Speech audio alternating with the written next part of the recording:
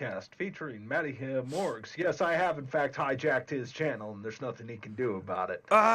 He is my puppet rat for the night as we end up discussing Godkillers, a new tabletop experience, delving into alternative humanities, wonderful little tidbits of eldritch creatures made manifest upon this earth, worshipped as gods, and slowly being corrupted, ironically, by our own shortcomings. Welcome to a game of aquatic horrors and hallucinogens. I love it. Strong, powerful intro, and I think that's an awesome summary of this sneak peek at the post-human condition role-playing game, as Godkillers is but an intro story to it. It is. It is. There's a few things that I wanted to end up getting out of here. So, right away, yesterday, we ended up experiencing Maddie go over this, along with the viewership, to end up kind of picking this thing apart a bit. And for good reason. We want this to be successful. We want this to be built up. Yes. And to do so, we kind of have to look at it with a critical eye. Look, this could be better. This is what's happening. But Maddie did this with a Dungeons & Dragons background. Yes. Okay? And Dungeons & Dragons has certain things that it just does naturally very well. And one of them is extraplanar activity. Almost all the time, you'll end up hearing references of the planes and what have you. I don't have that. While I have played plenty of D&D, my background is primarily these days Vampire the Masquerade, World of Darkness. Mm-hmm. And it's a storytelling system, much like the aforementioned Godkillers. So, we're going to end up discussing this, but I'm going to be taking a approach to this, primarily comparisons, and yes, I am going to compare. Unlike Maddie, who tried not to compare and tried to take it under its own point, when I see mechanics that scream to me from another system, my first question is okay, what did they do with this? Okay, I think that's a fair assumption or an approach to this. Yeah. Well, the reason I'm applying it in this regard, and it primarily comes from one mechanic, and that is how it treats the critical mechanic. So, Maddie, if you'll recall, whenever you roll your dice, one of those dice is changed to a critical dice, and if it rolls a 6 or a 1, actually implies something extra happens on top of whether you've succeeded or failed. Yes, right? Out of your dice pool, you hold one aside, you have to make it a different color or a different size or something, and it will... it can, yeah. In fact, I'll take myself off webcam. I will be a disembodied voice. I'll be the Vanna White to your Pat Sajak, sir. All right. Well, the reason I bring this up is because, again, I come from a Vampire the Masquerade background, primarily Vampire the Masquerade 20th anniversary, but lately I've been playing Vampire 5th Edition, and Vampire 5th Edition has a very similar mechanic. The difference here is that the critical dice actually changes based on its hunger. Now, the reason I bring this up is I have to ask myself, first and foremost, what is this mechanic trying to do? Right? Maddie, any thoughts on this? Like, as far as, like, why would we have this as our critical? Shoot, I didn't sit down and think about the percentages. But it's okay. Besides being a random number generator, a chance at something happening, my impression is there could always be an opportunity for massive failure or massive success, especially because you start with everything. It says you start with a dice pool of 2, and one of those has to be this opportunity or this threat. And so there's always risk and reward on the table. That's exactly what it is. Now, the other thing is that I look at it as a point of, how does this compromise a loss of control? That's as in player agency, or what do you mean by that? Okay, so basically, whenever you roll, you got this jack in the box, right? and you're doing a full turn, does it pop out? Do you do full turn? Does it pop out? Critical success is amazing, right? We have these moments where we can do extra damage, we get something interesting happens, you're able to pick the lock, and it's like, hey, awesome, right? But what about critical failure? What's a critical failure? I do like the example they provided, which was a car chase, and the critical failure, as it's implied through the example, is that the character walked away from a car crash with, you know, maybe a couple bumps and bruises, and even the car is still, you know, serviceable and works, but his guitar, you know, his income, because he's a busker, a street performer, a street musician, his guitar was irreparably damaged in this critical failure. So it's not just hit points, I guess, as we're used to in D&D. This is life points or something. I don't know how to really describe it. What this is a change in circumstance. The circumstances have changed, right? It's an alteration, if not a minor one, but depending on the player you target and what it's actually influencing, we actually have something major changing, right? Now, the first thing I'm looking at is I love this, right? Because what this means ultimately as a storyteller is I can take almost anything a player does, and depending on how that dice roll, I can suddenly end up making this story start to feel a little off the rails. And what starts to happen is now the players have to end up considering, okay, how much am I willing to risk? Because the fact that this one die, as far as I can tell, is static. You guys managed to go through the mechanics a lot more than I have. I'm still going over this with a fine-tooth comb. But the fact that that one die exists, right, means that critical failure is more likely to happen in smaller pools than it is larger ones. Because of the because you're having to achieve higher numbers for success. Is that what, because the bottom is always the bottom? It's always a limit. Okay. Yep. So if the DC is 15 in this regard, which is what they commonly say, like Ginny here playing Steve, right, has to roll, you know, typically 15 is the target number for a lot of difficulties. 15, you typically want around 4 to 5 dice. But if you only have 2, which is your bottom of the barrel, you have anything that is a DC 15, if you even attempt it, you need a critical success, right? You absolutely need that critical success, the wild die, to work in your favor. But if it rolls a 1, regardless of what the other die rolls, you are beneath the target number, so now it is a critical failure. Yes. Right? And this happens more and more frequently based on dice. So it's actually something that penalizes those with a smaller pool. To me, an impression. I'm speaking as the D&D DM here, where rolling a D20 doesn't necessarily have consequences. You do it to see if something happens or not, and if it doesn't, it's not always bad. You know, even rolling a 1 on an attack, rolling a 1 on an attack is, it sucks, but there's not necessarily a mechanic that, unless your DM says otherwise, or you've all agreed at the table, oh, your sword flies out of your hand, or you fall on your sword, or you accidentally put a dagger into somebody's chest who you're trying to save, these kind of things. Now, because as a DM, I enjoy adding flavor like that. But in rules as written, PHB style stuff, you hit or you don't hit. There's not necessarily degrees. If there are, it's more of what you get at your table. And so there's not necessarily a penalty for rolling dice in D&D. In a system like this, because of what you brought up, the first thing that came to mind is it's that old adage: if you're going to draw your weapon, whether it's a gun or a sword, you have to be prepared to use it. If you in this system are going to do something risky that involves dice, you have to be willing to accept that. And I think as I guess it's a GM in this system, but here we are as a DM and an ST talking about GMs.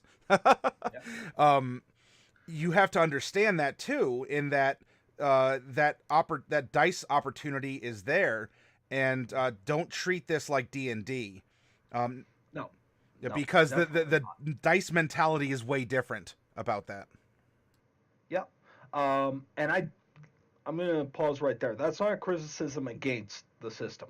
Far from it. Correct, correct, Um, correct. this this is actually in my mind a fairly positive thing. What this means is that the characters are, especially in a situation that they're not good at, are more than likely to have things start to spiral out of control. And the fact that rolling a 1 on the wild die already, like, it's already a penalty on itself just by the nature of it being a low roll in a group of dice. You need a lot of dice to start rolling high in order to just hit the average again, right? But the fact that it's a 1 and you don't hit it, all of a sudden you have this idea of a critical failure. um, Things start to go south. And that's kind of amusing to watch. And if you ever seen players do this, they start to try and find ways to wrestle control of the situation again. Mm-hmm. And we're going to look through some of the scenario and actually start to find this a little bit. But the reason I'm bringing this up is because initially, Maddie, you brought me on because I'm a horror guy, right? Like, I do Yeah, horror, I do this kind of stuff. I fully believe in your resume of horror as a role player in any system, but as someone who just understands that that primal aspect that we as human beings feel, because horror invokes fight or flight. These are survival instincts. These are, I'm afraid of fire because I don't want to die. I'm afraid of monsters because I don't want to die. I'm afraid of the dark because I don't want to die, because we're squishy creatures. So horror and fear is something that's very, it's very intimate. And I think that's an appropriate word, like not in the romantic sense as we may understand it otherwise. Horror is intimate to us as human beings. Well, I would have to end up agreeing with that. Now, the thing about this system that we're looking at the rules and seeing if they supplement, do they help build to this tension or do they Mm-hmm. not? Now, I like this idea that builds this kind of tension. It builds the tension because if you are dealing with something that is outside of your scope, there is the chance, Hail Mary, that you might be able to end up doing it. There really is. But if we end up taking a look at the Lotta system, right? If you take a look at, like, if we take a look at critical rolls, right? If you roll a 6 on a wild die and succeed on your roll, it's a critical success. All right? On critical rolls, something important happens to the character. This is the only real criticism I have of this particular system. Because if you actually take a look at the system, oftentimes it'll tell you the average difficulty number, if I recall, is 10 or 15. Right? Yes. In general, most difficulties should be 10 or 15. Sounds pretty good, right? But Maddie, you've played enough two dice games to know this. What's the chances on 2d6 that you're going to get a 10? Well, it's going to be low because on a d6, your average roll is 3.5. So you're going to be getting a 7 on 2 dice. Yeah. So, And 8 and 9 is adding a bit more of a buffer just because of the bell curve, right? yeah. Okay. So right away, that difficulty 10, which is most difficulties, makes it very difficult. 15 is unobtainable on Correct. 2 dice. Yeah. However, if you are ever put in a position where you have to roll, right, and this is where we go through this and ask, is there a situation where you have to roll something on 2d6 at a difficulty of 15? Because if that is, the only options you have on that roll are failure and critical failure. There is no chance for success no matter how well you roll. Yes. And for there to be, and I'm gonna actually shout out to Pete on this because he illustrated this perfectly. For horror to happen on dice effectively, but for horror to happen, there first has to be hope. I can make something difficulty 2000 in Dungeons and Dragons. Everybody would say, "Oh my God, that like why would you ever do that?" Here's the reason: there is no difference between difficulty 100 and difficulty 8 million. It is still a 5% chance, Hail Mary, natural 20, that you can pull it off, regardless of what the DC is. I'm following you. I guess I might depend on the version. Of course, as you say it, typically 8 million. I'm like, all right, so in 3.5, I'd have to combo these. And that's We're not playing Pathfinder, Maddie. But this is my first real criticism of the system, and the reason I'm bringing the big guns here is because I have to look at what does the dice do to augment the game. Okay? And if you played Vampire 5th Edition, they use something very similar to the wild die here called hunger dice. Okay? And what hunger dice do is effectively you have a chance to get a critical success, which is rolling 2 10s, which instead of counting as 2 successes counts as 4. So there's a big hype to do this. But if you do it with the blood dice, it's equivalent to the wild die. You perform the action spectacularly, but not in the way you wanted. So I'm trying to pick this lock.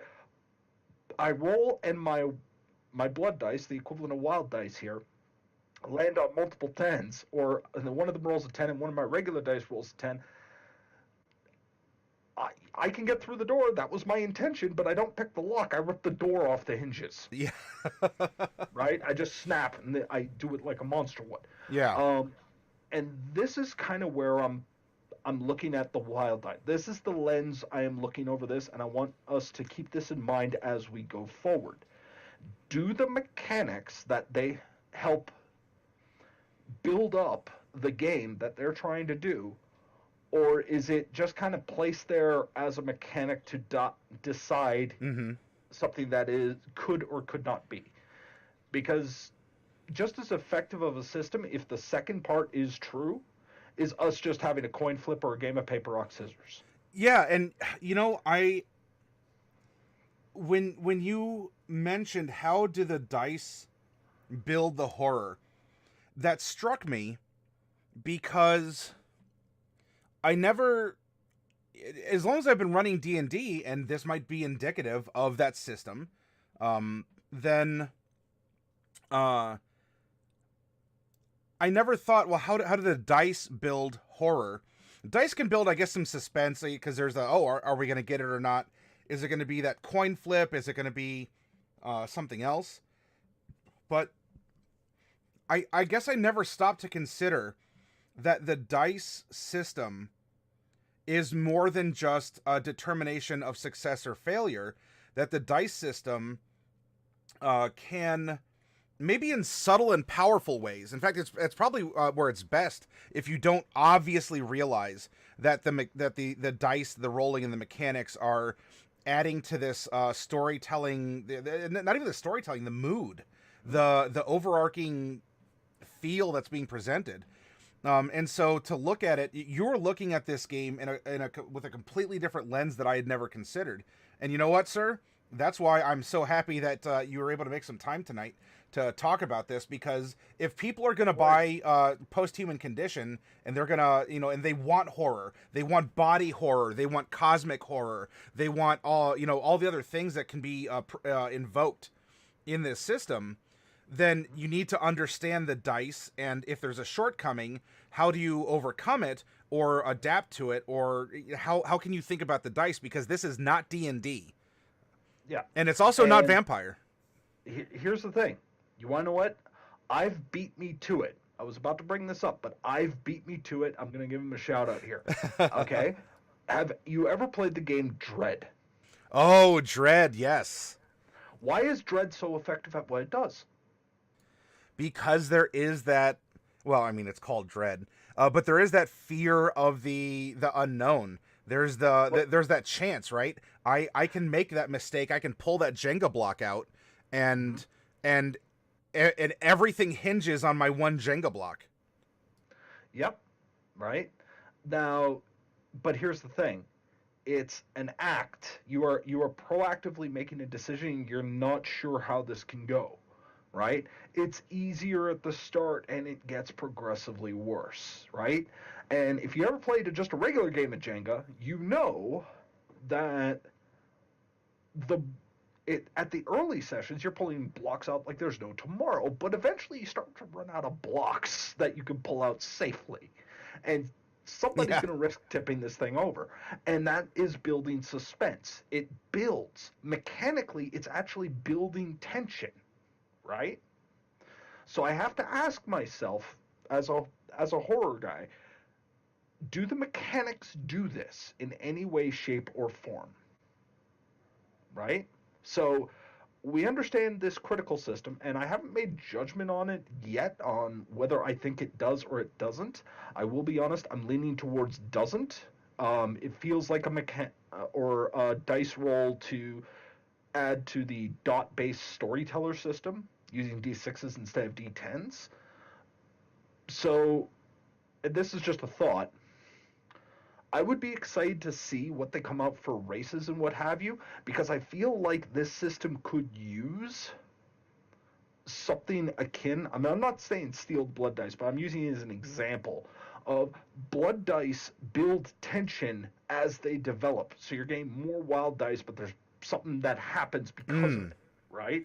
And so here's something you have to mechanically keep in control. How do you mechanically keep it in control? Well, that forces you to take a particular direction or approach to the story, right? Which forces your behavior to change as the race you are.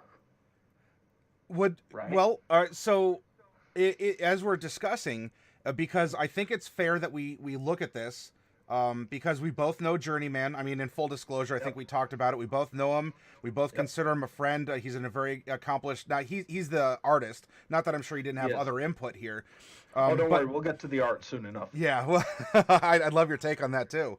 But we owe it to him to make sure that we are taking a critical look here. And as you're saying, as you're just saying that, while we can, address something we see as a problem, we also can owe it to him to offer a suggestion. And could that be something along the lines of,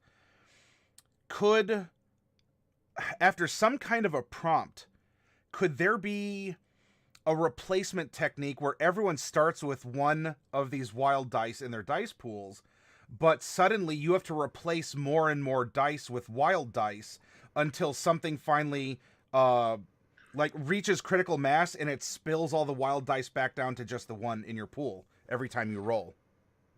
Well, that's where we're going to end up getting into this. We're going to end up taking a look at, okay, if we're approaching this as a game, in theory, keep in mind, playing a game and if running it, or reading the rule set and running it are two different things. I like I said, I like Vampire 5th Edition because of how it handles dice, humanity, and all these other little things. But it's because mechanics now reinforce the ideals behind the game, right? So I'm going to look at this, and I'm going to keep looking at the ideal of this game, this post-human condition game, and try and see, do the mechanics help it out? Now, keep in mind, you don't need overt mechanics. You don't need overcomplicated. It's just something that ends up making you think about your actions and realizing that there is a in-game context to what's happening. Okay? Yes. Now, let's scroll down a bit, and we're going to end up getting down, you have dice pool modifiers, difficulty numbers. We discussed them beforehand, right? So you end up having all of this going on. Combat. Okay, so if we take a look at combat, it's fairly straightforward, right? You have your defenses, your dodge, your block, your parries. You can end up using these you have surprise round, you have full dodge, you have attack, you have special attacks. I mean, it's not particularly complicated. I like that. The big thing about mechanics I look at is how elegant is it, right? Does this do what we want it to do? Here, if I were to just kind of look over the entire game, my first impression would be this is actually leaning more towards the D&D side of things, in that traditional D&D is we're on a mission, we are going to the dungeon, we're going to the castle, we're going to the cavern, we're going to lands unknown. We are going to deal with the situation there. We are going to find out what's going on. We're going to solve the problem. We're going to come back. We're going to get our reward along with the treasure what we looted, and we're going to move on. Yeah, we're the big damn heroes with the optimistic horizon in front of us. Is I think Right? a good summary of D&D adventures. Yeah. Um, Now I'm looking at this and I'm going, okay, well we got a bit of combat here, and the fact that, and here's just an interesting thing for those of you who are aspiring at game development.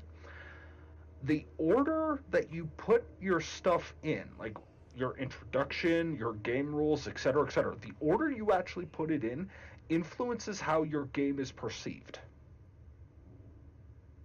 And I can prove that using a movie reference, in fact. And since, obviously I'm kind of the Tales from the Dark Side here, um, Maddie, have you seen the movie House of a Thousand Corpses? Rob I Zombie's House I of a I, Thousand. I feel like I'm going to disappoint you. I have not, though I've heard of it. I haven't necessarily heard bad things, and that Rob Zombie is a director, and I know he's directed several horror movies as well. Okay, I'm going to end up using that as a reference, and I'm going to explain this. So the camera zooms in, and you meet this guy called Captain Spaulding.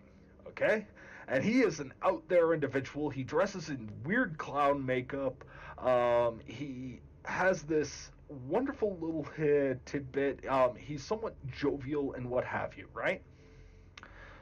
And all of a sudden, he's got some teenagers, or actually, it's without spoiling too much of the movie. Suffice it to say, we see some teenagers come in, and we know Captain Spaulding is capable of doing some horrible shit. But pardon, let that slip. Um, but we know he's capable of doing some horrible things. And what happens here is that when we as the audience look at it, we don't look at it and go, oh, no, I hope those teenagers get out of it okay. We actually hate those teenagers.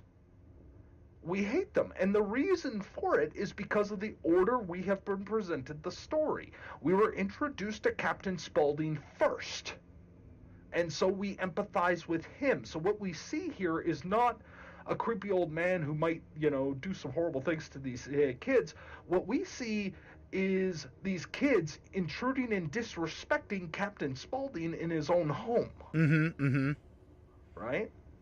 The same is true when you end up doing any form of rules or creating an RPG. What you present first is ultimately going to be treated as the linchpin. Yes. Right? So what were we introduced to almost right out of the gate? Well, I'll go right to the cover right here, and I'll make myself disappear again. Yep. And I love this. I love this. Okay? And I know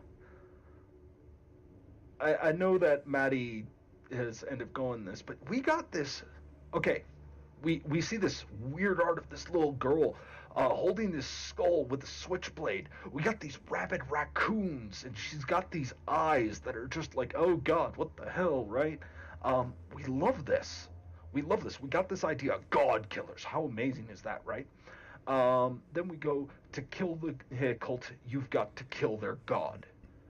I mean, that is an amazing tagline. That is metal. That is just straight metal. Um, his greed corrupted your god's offspring. His blasphemous acts shattered your faith. Here lies, his lies cleaved you from your family, and now Reverend Herbert wants your flesh for the ultimate sacrifice to a hungry god. I love that. I love that. Look at this art, okay? This art is so weird. We have these gigantic moths with translucent wings. We got this little girl with the alien eyes who, we've seen before at the start of the cover. We have all of this. I love this I love the way this looks. All right? I love the way this looks. we take a look, and I'm not sure if you noticed this, Maddie, but did you happen to notice that the trees in the background with the old man's beard is indicative of a suicide forest? Did you notice that? Take a look in the background. Um, I considered it, given the location, I just considered it was Spanish moss that just sort of Yeah. grows off of trees, and so it's spooky because it's all. I took it from the level of it's a swamp, and so it's supposed to look, kind of like deathly, and stuff droops and. It does, but take a look at what the moss does as a silhouette. These are this. It's not dead bodies, but it's indicative thereof. I love that touch. Oh, okay, because of the way that the moss hangs off of the branch, that these are people, these are, yeah, these are dead people behind her. Kind of like that old Wizard of Oz rumor that's you could see someone hanging in the back of one of the scenes for the apple tree. Yeah. And then we go through the table of contents, and we got this post-human condition where we talk about, in your parents' memory, maybe Yeah. in yours, the world changed. I love this, okay? Talks about greed. It talks about chaos and adapting to it, becoming more, right? Yeah. And this right here is where I look at the game and I'm going, I love what I see. I want more. Introduction, rules to the post-human condition. You almost feel it, right? Like somebody just shifted gears on you and like, wait, what happened, right? Yeah. You had me. And then we went into this. And the reason I say this is because of the way we were introduced. Remember I was talking about Captain Spaulding? We got to know Captain Spaulding. We got to know this game. We got to know the world. Okay, I'm fascinated. I'm hooked, right? And then all of a sudden, these rules come in like those kids that disrespected Captain Spaulding's home. And so this can set the tone even subconsciously that I'm hooked on the idea, but now this is more of a maybe not so much of a storytelling bend as it is a game of mechanics that involves horror instead of a horror storytelling game that is supported by mechanics. You got it on the nose. Right there. That if there was one big criticism I have of the game, and because look at what the heck we were doing. I mean, look at the stuff that we were given. Just like God, I can read the post-human condition, that entire bit, over and over, and I love it. It is so, like, whoever wrote this, outside of the adapted to the thick chaos, where they put a C instead of an E, spelling mistake that was pointed out, I would have never caught it. I love this. I love this so much. And again, right, I gotta shout out to J Man. Like, some days I wish I could end up doing art like this because he's able to end up using that painterly style and really just run with it, and I absolutely love it. I don't know what the heck my cat is playing with, but I am starting to worry. So we have that, right? And then we end up running into this. So, okay, enough about the intro. We understand the mechanics, and now we understand the feel that the game's going for.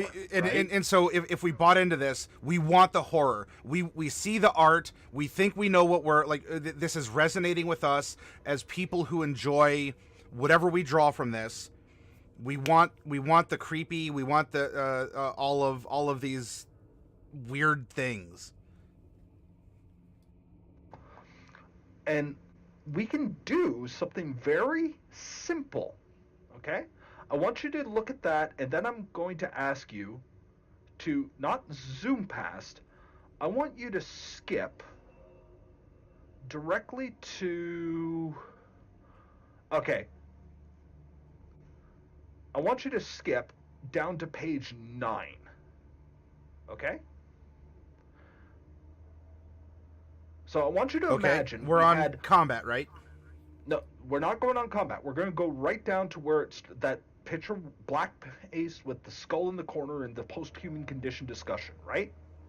Now I want you to jump And imagine the book was edited this way, where we jump and we go to the background. The Church of the Deep Water. Page 9. I want you to try and imagine the book was edited this way. So we're primed, right? We are absolutely primed for this. Okay, there we go. It showed up as page 15 for me. That's okay.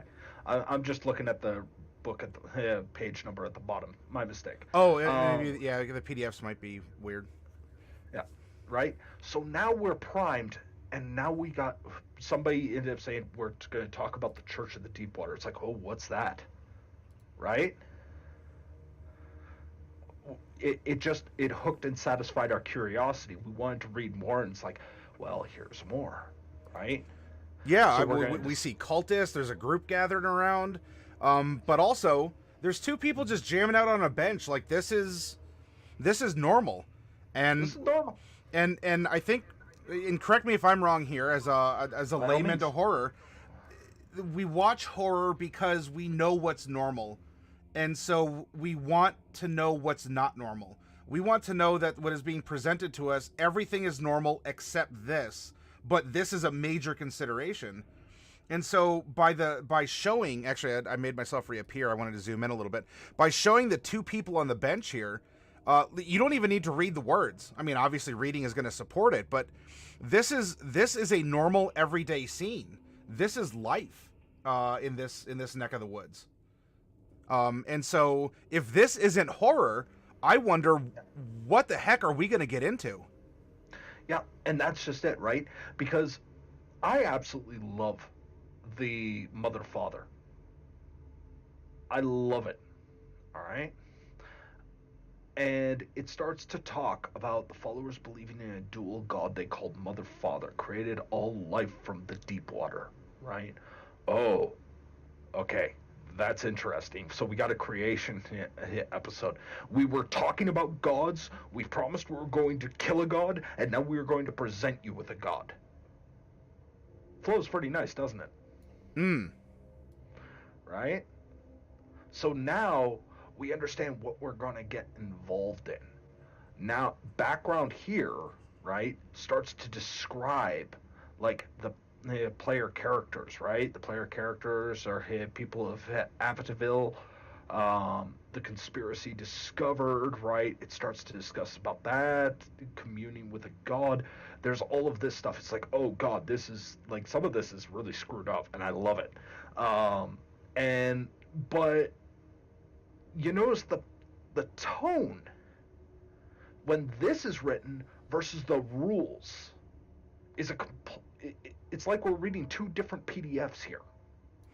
Yeah, and I think because this is based on now in the meta, there may be a way you have to present the open D6 system that does seem very sterile or very you want to do X, this is how you do it through Y. So that is, in fairness to the creators here, there could have been legal meta reasons for the rules being sterile, and I think they tried in the red letter examples afterwards to build into the theme where the character is getting chased by religious assassins and the like to try and get you in there. Now here's the thing, though, right? We are presented with this idea of, hey, here's all of the, here's, even if we just get down to, like, communing with a god, the protests, and all this kind of stuff, right? We don't need to go through the actual story we're going to present. Just detailing the world and fleshing out the location and giving us a little bit of the insight into what kind of mystery, what kind of game are we about to experience would be enough, right? Because now we're frothing at the mouth for more, right? The tension is built. It's like, okay, I'm bought in. I want to experience this. How do I experience it? Then you can introduce rules. Right? Yeah, and I think our mind is excited and open-minded that even if the rules can appear straightforward and mechanics then it's the mechanics that support horror, because you've bought into the horror and you want to know how to run it, then you can process the rules more easily. than getting excited and having that deflated, and then you kind of creep back into it. But I do find myself then wondering, well, if I can do, if it's this open world, all this is happening, I then find myself going back to question, so how do I do this through mechanics instead of can I just run an awesome story as a player character or a GM? And this is one of the things that I wanted to end up bringing to light, because if you read it through this way, right, the story that's been presented to you forces you to beg the question, how do I play? Right? So now, instead of invading and breaking the flow, it's a natural curiosity. So just by changing the layout of the book of what information is presented in what order, right? For as much as some books, right? You want to what? I think probably a simple example of that is Dungeons and Dragons, right? I know a lot of us have played it for a while, but have you ever stopped to read that book as though it was your very first time? I can honestly say that I haven't. It's kind of weird. We come in through this expectation. Look, in fact, if you can, would you be kind enough to load up your player's handbook? I want you to read, just not out loud, but just skim, and tell me what you see in the first 3 pages. I don't know with the current setup if I can do that easily, unfortunately. Okay. Nope, it's fine. All right. But if give me 1 second. Sure. While you do that, I'm going to read some comments here. There's a conversation going on about the things we're discussing. So going back, there was some chat, coincidentally, in our chat room here.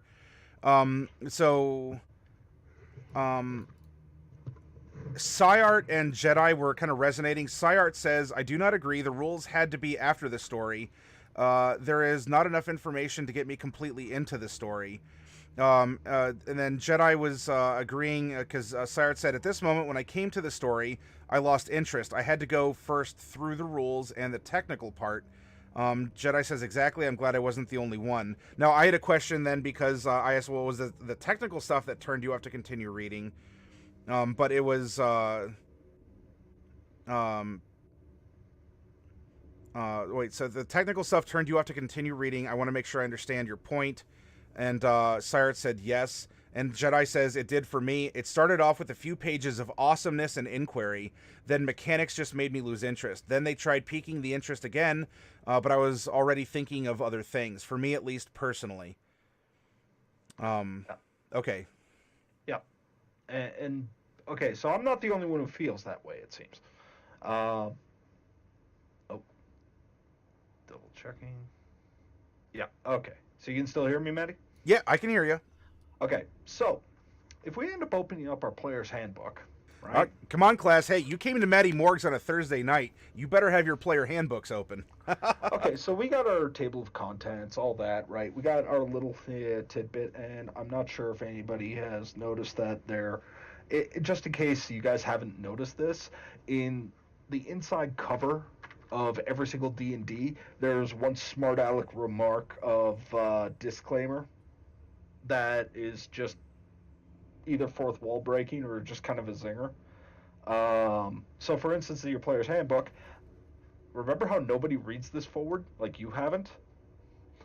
Disclaimer: Wizards of the Coast is not responsible for the consequences of splitting up the party, sticking appendages in the mouth of a leering green devil's face, accepting the dinner invitation from bugbears, storming the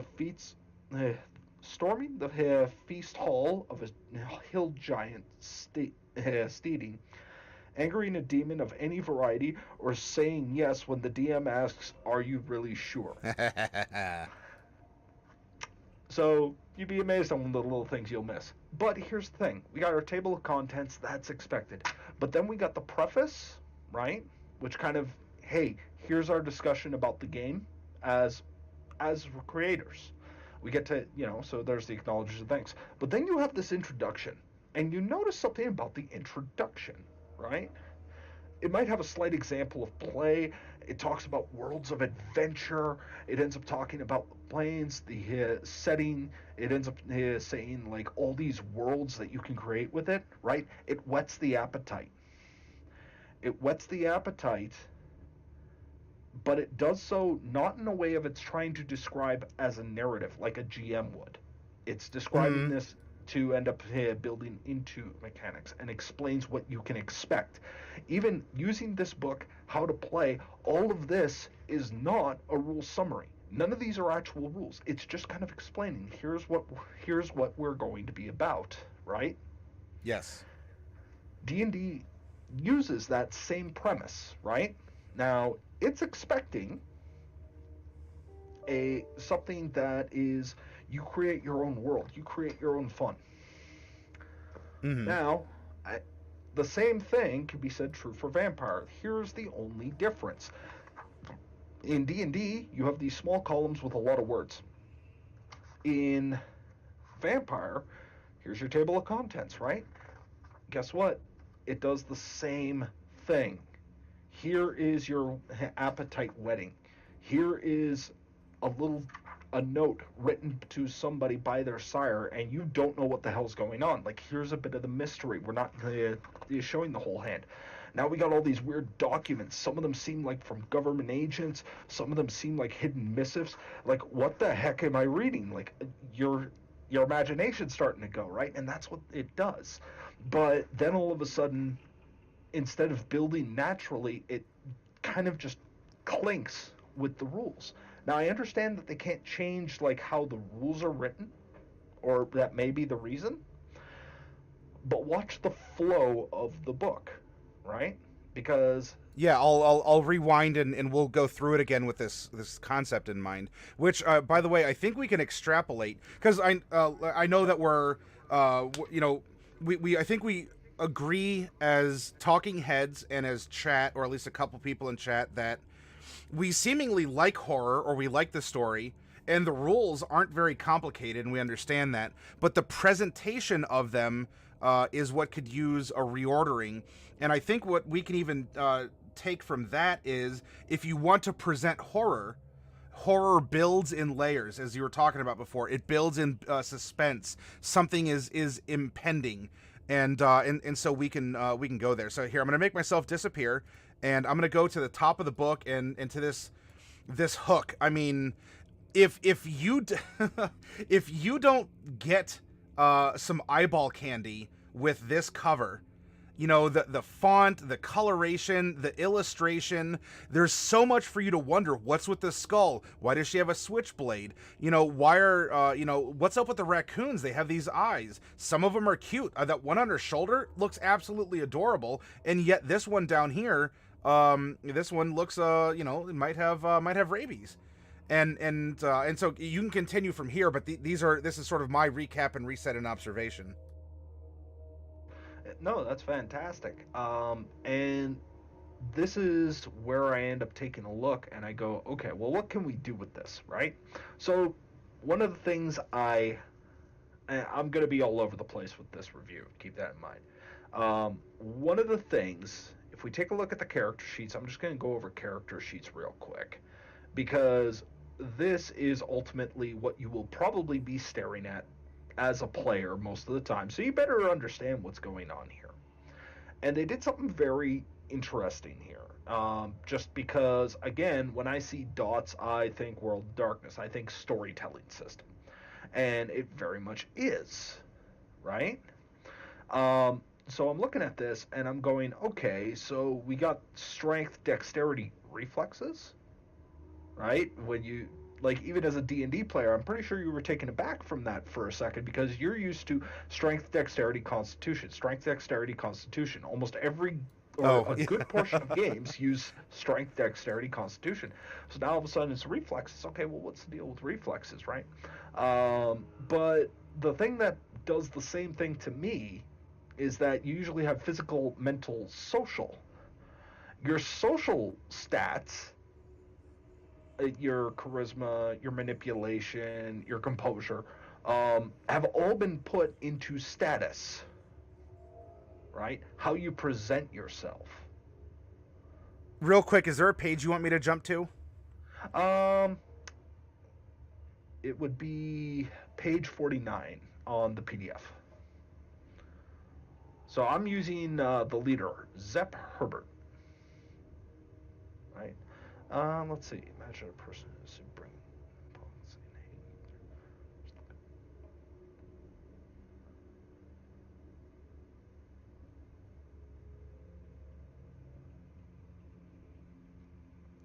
Yeah, Jedi. And here's the thing, right?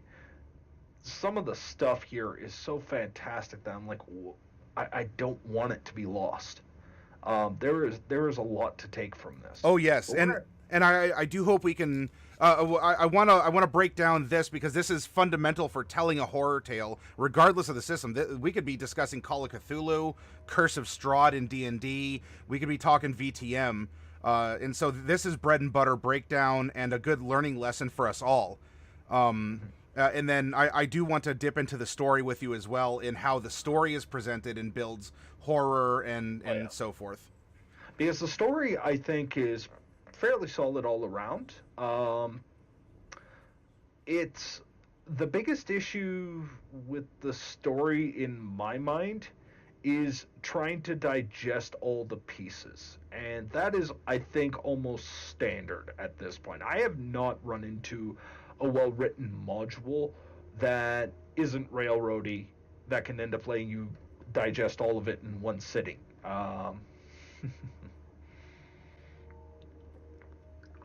So we're going to take a look here, and one of the first things that I notice here is we have this stat for chaos, which is effectively your magic, right? You have tech and you have status. You have intelligence, you have perception, you have presence.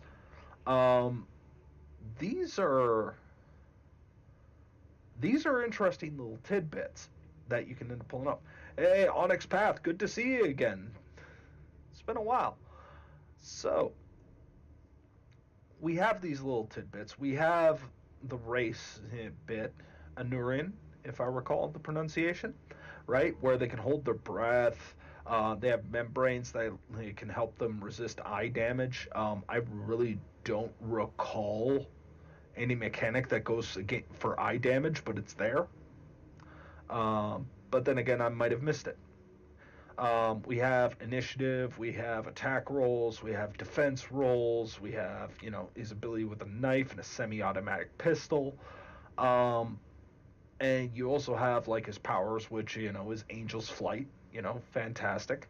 You have the cheat sheet, which I absolutely love this, where, like, I could literally print these 3 sheets out, and, okay, here's your cheat sheet for understanding what this character's about, right?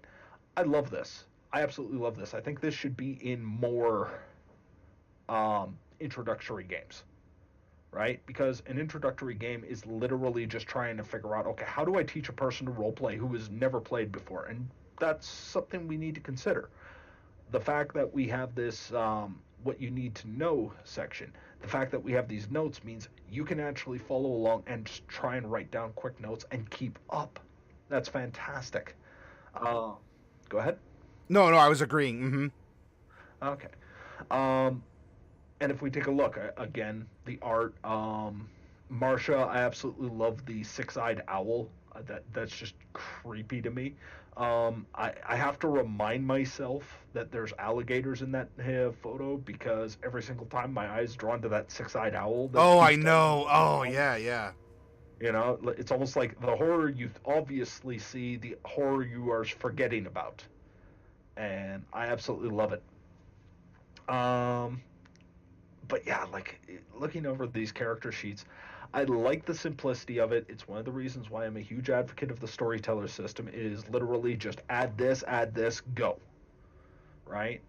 And you notice that there's a lot of dots here playing around. I'm not sure if these are higher level characters or if this is built stock. I'm not sure. This is something where, remember what I was telling you about smaller dice pools earlier? Yes. Okay. Well, if we end up taking a quick gander, one thing we will notice is not a single person has a 0 in any one of these pools. Like, I I'm looking. So I've gone through Well, 2 sheets now. well, I'm going for a third. on Go Zep, ahead. I see Zep has 0 in tech. Though that being said, remember in the rules that you have a minimum 2 dice. So Yeah. there's always a chance, unless there's not, because it's like a 15 plus that you need on the dice. Yeah. I'm looking more at the skills myself. That's where I'm used to looking. But good catch. Very good catch. Um, Now, Valeria, yeah, we don't have a 0 in any of those skills either, right? John Webb, that would be somebody I would expect to have a 0 somewhere. Again, only tech, right?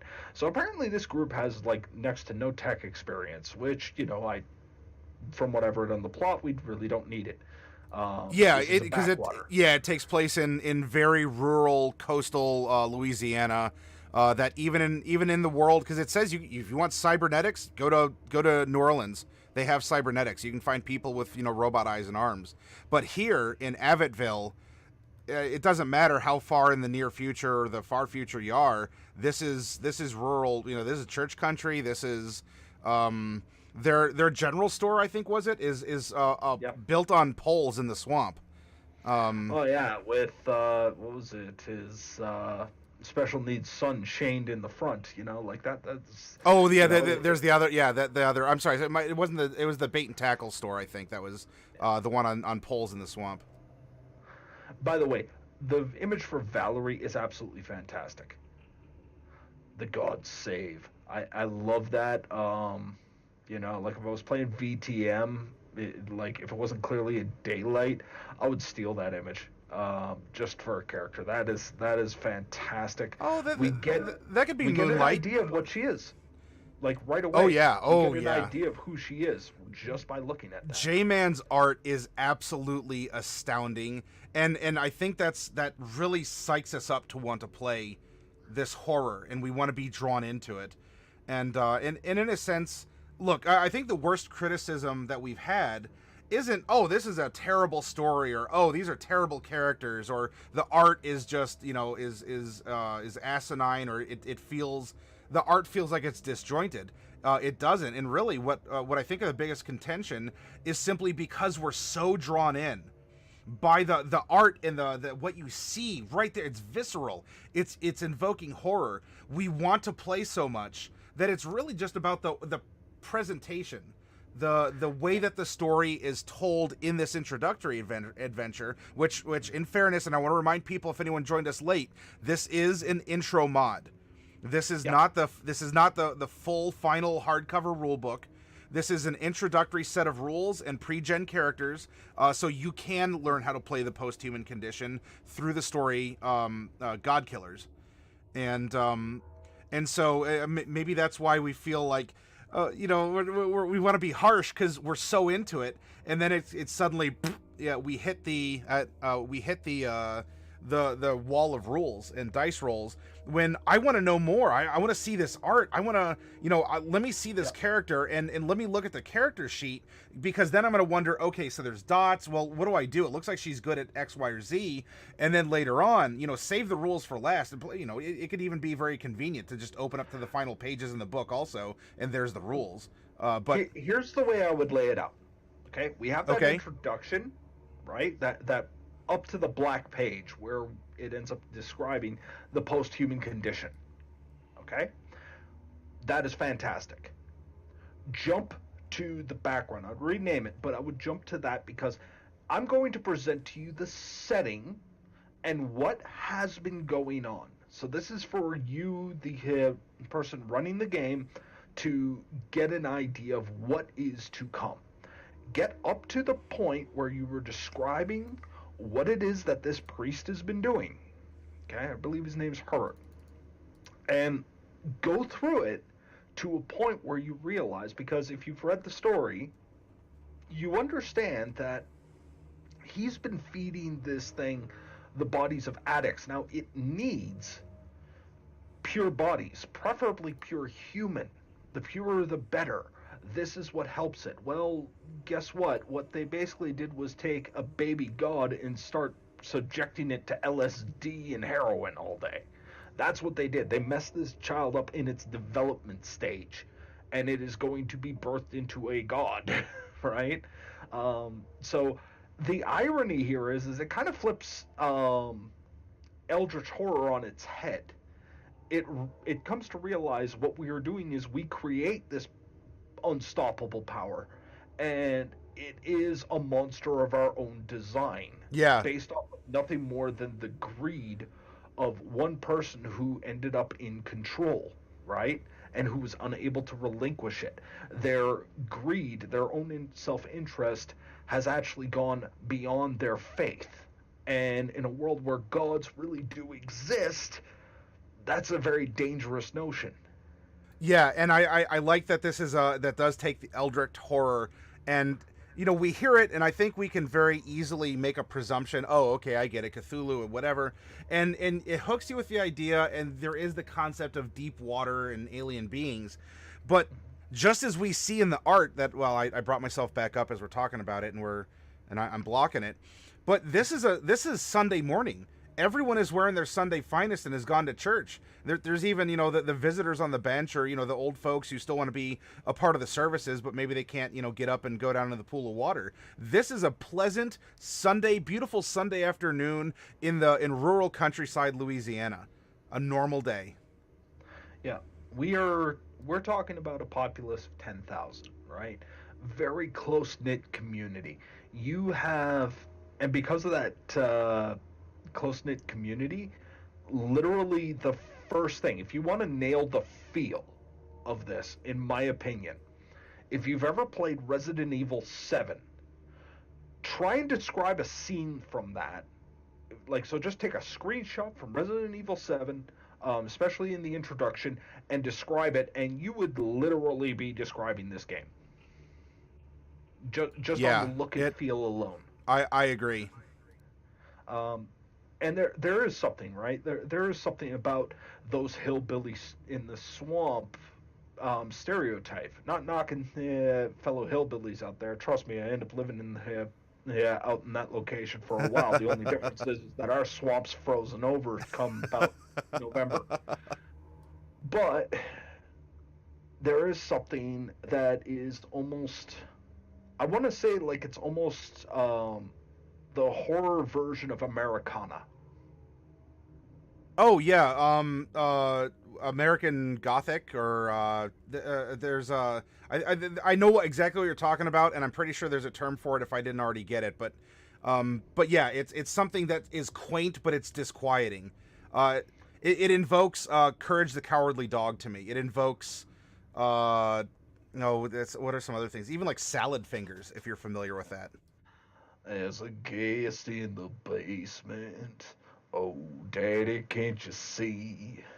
Go tell him that the guest room is vacant. Welcome to the family. Uh, sorry, that I love that song, and it's the first thing, like that. That's almost the tune that's going on in my head when I'm watching this. What? It's As someone who's not too familiar with perhaps the same musical circles that you travel in.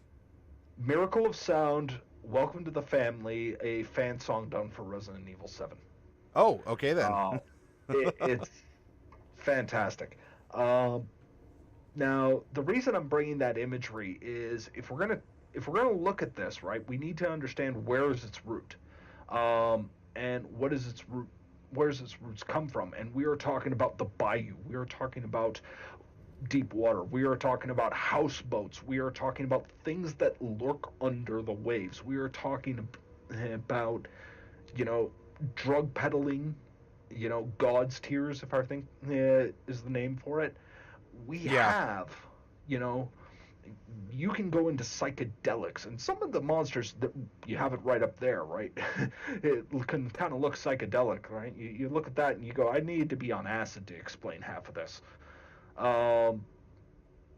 You have these individuals, and the whole thing starts after the NPCs have basically been ejected from their hometown, and they're living just outside the bounds on a freaking houseboat. This is how it starts, right? They figure, okay, we just need to earn up some cash in order to move on with our lives, and suddenly everything starts going to hell. right?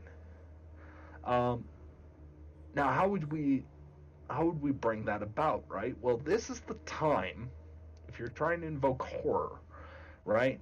You got to first invoke what the norm is, right? And this is probably the biggest hurdle you will have when presenting God Killers is there's already so much that is abnormal that you might not be able to pick up on what isn't normal anymore by comparison, So right? yeah, abnormal is the normal. There's magic that exists. There's supernatural stuff exists. In fact, there's a diner that's mentioned that's run completely by ghosts, and it's like a Denny's. People just go there.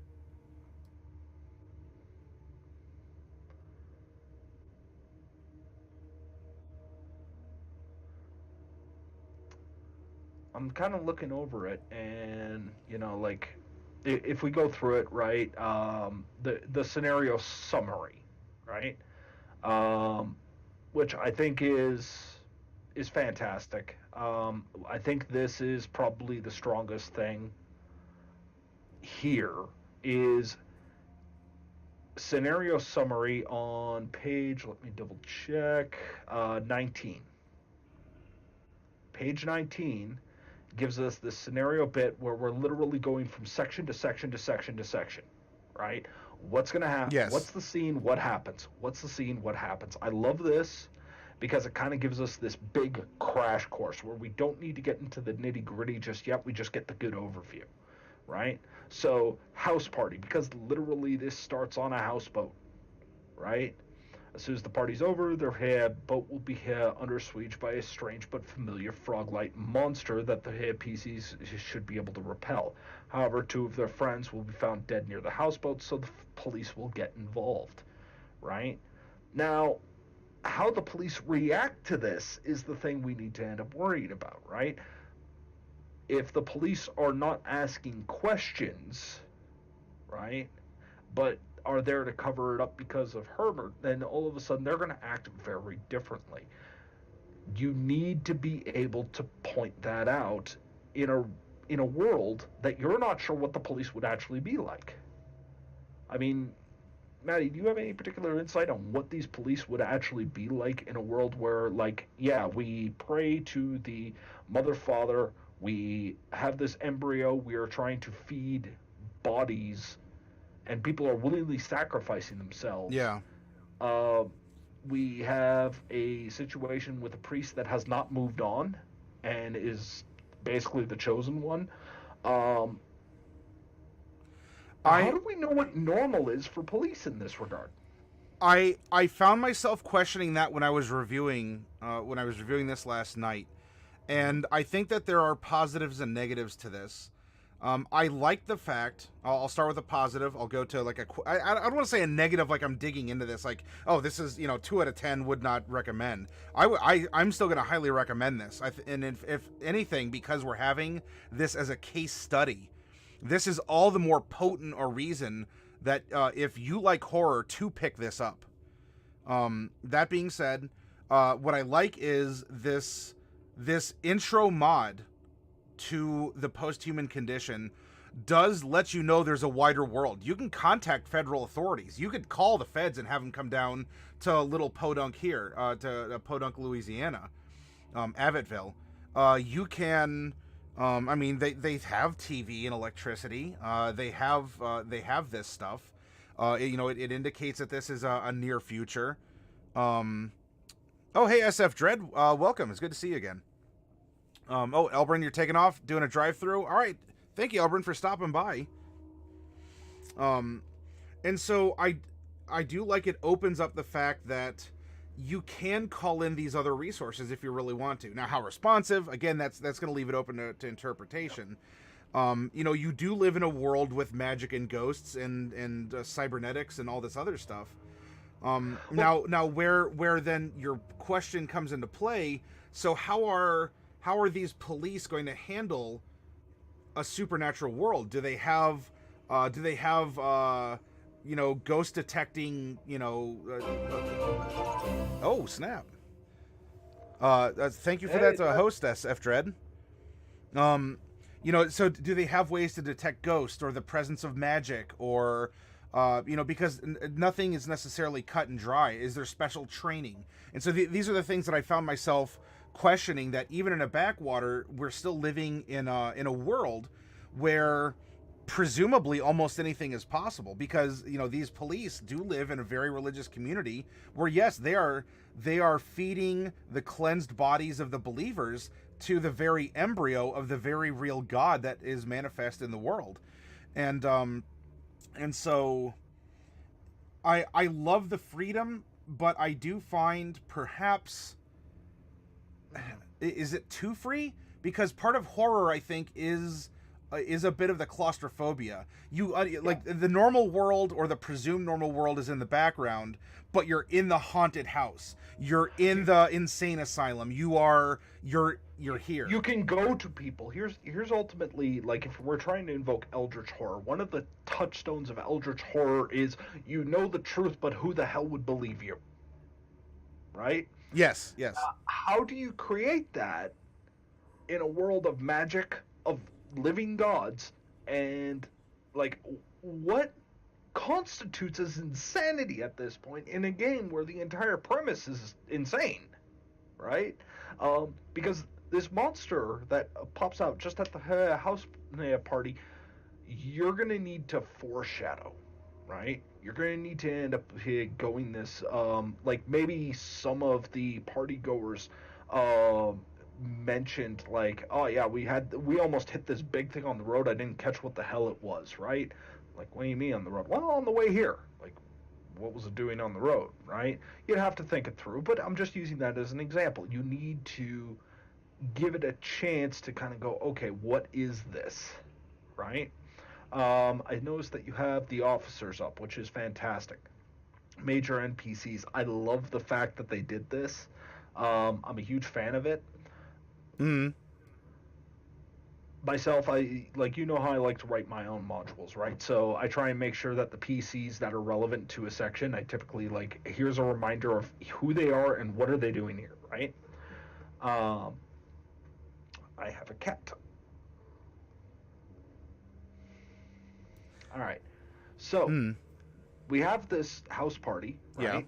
Yeah. And now we end up going to stories and visions, right? After the party, the PCs hear stories about these frog creatures targeting other former members of the Church of Waterdeep. At the same time, the PCs are receiving prophetic dreams and visions that the god embryo in Avitville is sending at them. At the same time, the dreams are euphoric, and at other times they are suicidal and self-loathing. Okay, I could get on board with this, right? But then again, we have to ask, like, is this normal, right? Is it normal for the embryo to be giving these visions? And you can read through the detail in the plot, and it'll actually explain, like, what's actually happening here. But this is just the touchstones. This is what the party will experience.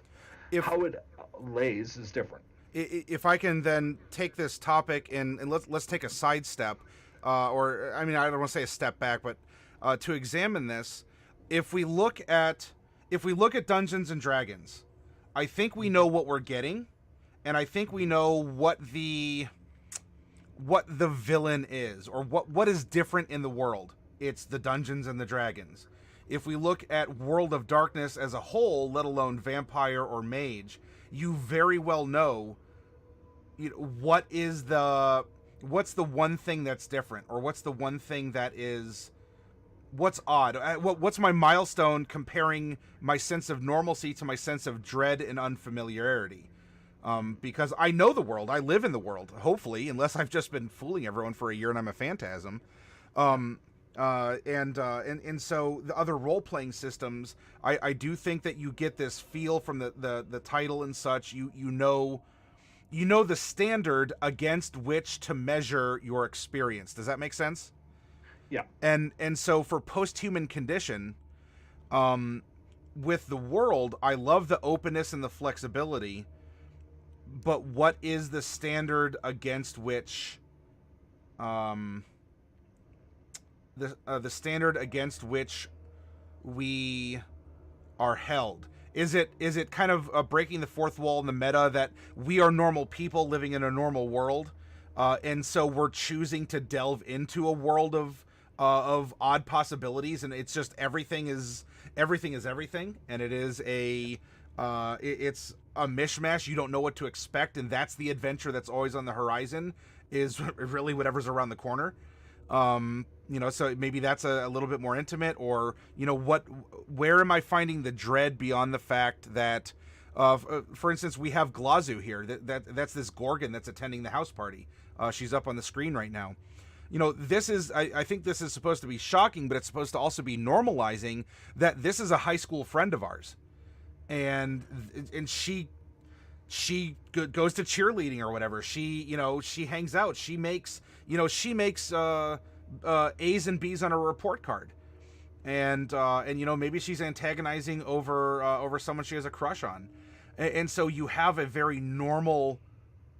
I mean, how to use that in this situation? You get what I'm saying, though.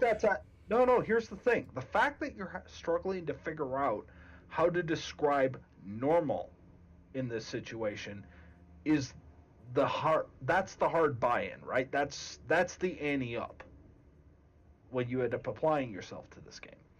Now, if you can do that, now the hard part is as the storyteller, as the DM, as the GM, whatever you want to call the person running the game, right? They have to. Your challenge is to try and bring out what is normal and treat it as normal as possible, even if it's weirding out your players that I am sitting next to a Gorgon and why is she hitting on me, right? I am currently dropping god tears with a Gorgon. Things might be getting hot and heavy a little bit later. Yeah.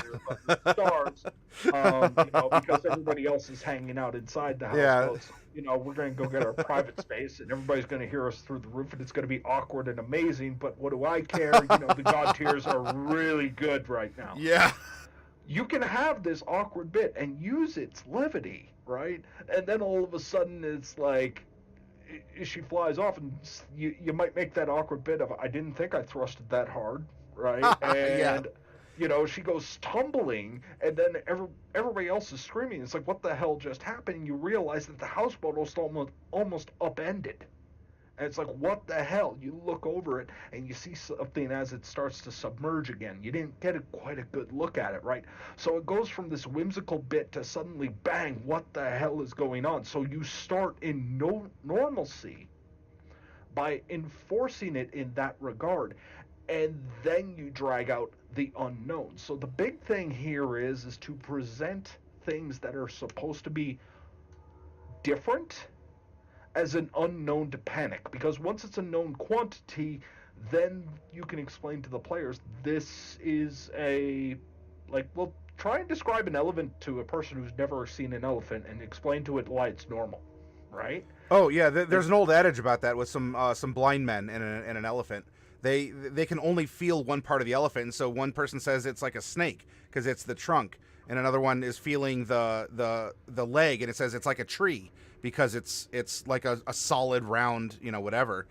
Yeah. So I in that case, well, actually, so Jedi and Dread brought up a little bit of stuff here in chat. I wonder then, and I bring this up because we're questioning it, and it could be because maybe we haven't considered this before, but if in the example you gave, which to us is a very human example, right? Bunch of rowdy kids, look, they're in high school, college, whatever.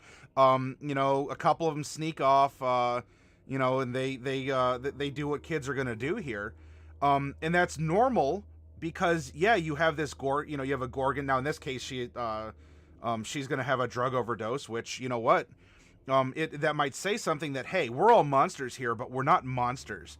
And so, we draw interesting lines in the sand of, I'll hang out with a drug-using Gorgon, and we'll go off and have a little, a little slap and tickle here. But then, where do we draw that line? Or as Jedi said, if this is a normal Gorgon, what makes this one different than the other? And I can't help but wonder if that doesn't feed somehow into this post-human condition of we are monsters, but we're not murderers. We're monsters, but we're not. We didn't mean to overdose our friend. That's just not heard of. Meanwhile, and then let's go talk about it in the diner full of ghosts. So I wonder if somehow that isn't. I don't know, because I've never played a system that brings that up. I guess it's been a lot more clear cut, even in Vampire. A monster I am, lest a monster I become. It's a very clear line. And in here, I think everyone is monsters, and everyone accepts it, but you don't want to be a monster, if you get what I'm saying. Here's ultimately where I think the distinction comes, because I am trying so hard not to go down that exact same train of thought you just illustrated. I am trying so hard not to do it, right? And this is because ultimately you have to ask yourself, what is this game about, right? You use the adage from Vampire, a beast I am, lest a beast I become, right? Which is a core tenet, like a core thing, like at the very heart of Vampire, that's what it is. The riddle is just that. Right. Now, in this game, you don't have that, right? What this is the ability to play around with the absurd, and I love it for that. But here's how you... Now, I'm not talking about what the game presents. I'm not talking about what Godkiller PDF talks about. What I am presenting here is how you as a GM, how you as an ST, whatever you want to call yourself, right? I prefer to use a very humble title and just refer to myself as God. But... yes. You're going to need to end up starting with, and I would say this is probably the first hour of play, the very first hour, is to present the world normally as it normally is. So don't try and ratchet up the horror. Don't try and do that. You got to start with the baseline, and you need to get them comfortable there, right? Because once you start, because the whole thing's going to come across as weird when you first start. So you need to end up taking the time to actually come around and go, okay, this is normal. This is normal. And when you're asking what is normal, you have to tie it into what we in the real life does. Now, this is the one thing that you have going for you that is really good about this game. We know we have houseboats. We know we have cops. We know we have a convenience store. We know we have a pawn shop. We know we end up having a swamp. We know we end up having like all of this stuff that we, out of character, know. Right? A pawn shop is a pawn shop is a pawn shop is a pawn shop.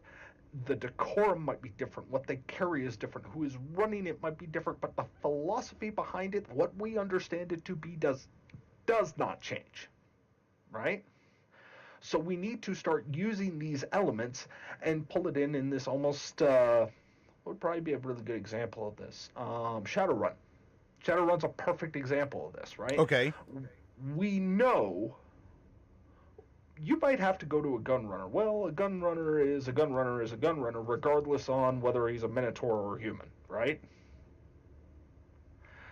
This is presented as normal. Yes. We understand big corporations, and what we just did was bring it larger, but guess what? Microsoft is still Microsoft, Pepsi is still Pepsi, except now they are employing more hitmen than they usually do in the real life. Thank you. So you got this imagery. You got this imagery to play around with.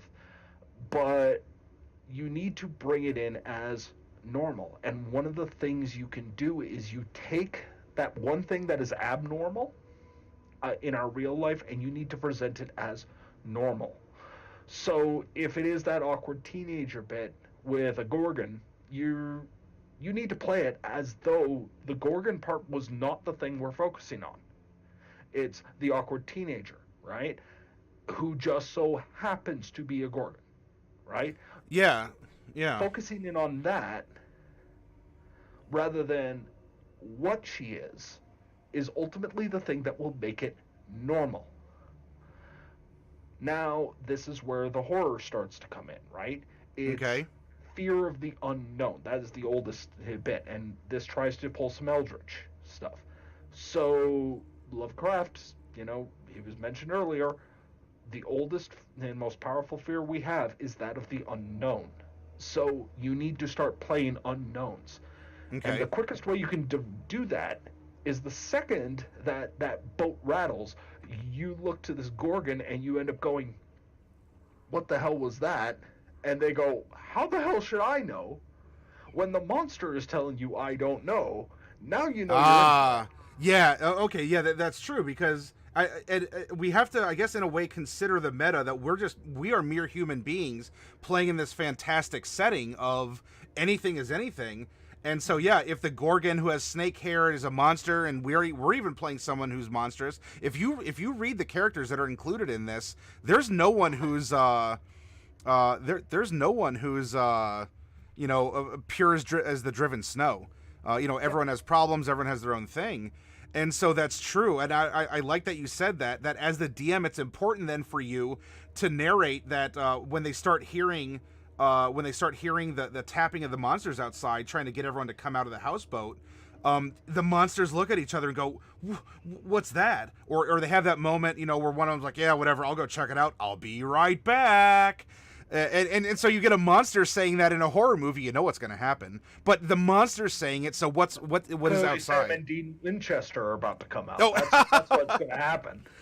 I feel then, and I've kept this photo up on my invisible self right now, because as you're talking about that, and it's been brought up in chat as well, the art in here is going to be absolutely fantastic, and the dungeon master is getting to see this art. And I think this is an excellent primer for the dungeon master. I would almost suggest if there's a way for the dungeon master, I'm sorry, I keep saying dungeon master, the GM, if the GM can have access to these photos to hand out to the players and take people on a tour through the city. Because look at Pawpaws.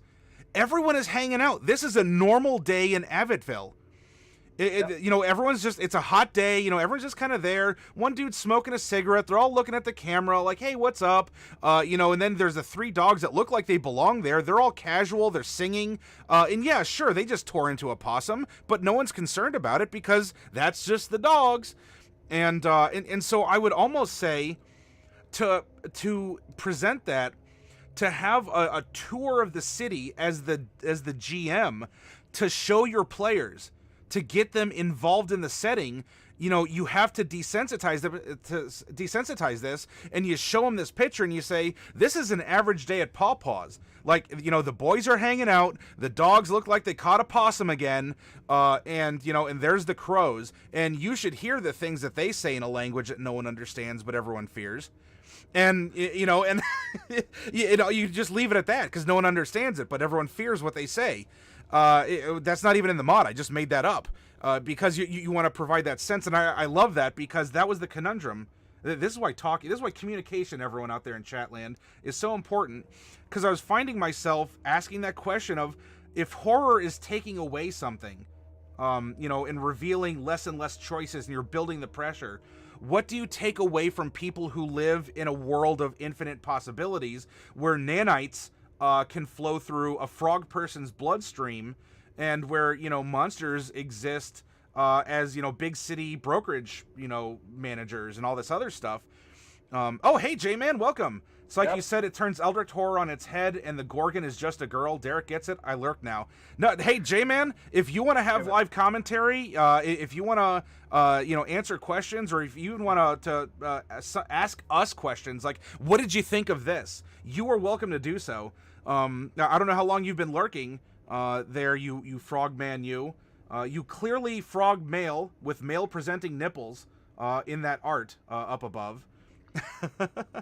Okay, hey, well then, you know what, J-Man? Right. I hope that you've been getting some really good first blush. You've been getting a review from a D&D side, a VTM side, from me doing that kind of like fun, campy humor adventure of D&D, and Derek getting into that visceral in-your-face.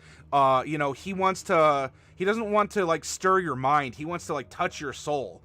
I'll tell you what, Maddie. Right now, I'm on a limited time frame. Yes. I got another hour and a half I can put into this. So, my water's out. I would request if we can just take 5 minutes Sure. for me to refill this water, change the batteries on my vape. I am going to overhaul myself on nicotine, and you're going to sit there and enjoy me stealing your soapbox for about 20 minutes, because we have a very interesting question here. If we should all be accustomed to monsters, where's the fear? Ooh. And I want to go into this one. All right, then. Yep. All right, everyone. 5-minute break, and we'll come back, and then I will make myself disappear, and this will be Derek's stage. And J-Man, you are very welcome, man. You know that we love you, and any critiques aren't like, oh, this is a piece of crud. You know, you shouldn't buy this. 2 out of 10 would not buy again. You know, don't trust this. Everything has been out of love and respect for the time and the money and the effort and the talent and everything you and the others have put into this. We want to make sure we are going to give you, you want something polished, you want something awesome. Let's help you do that. Anyway, I'm talking soapbox. Derek, this is why you got to steal it from me. 5 minutes. Let's be back, everyone.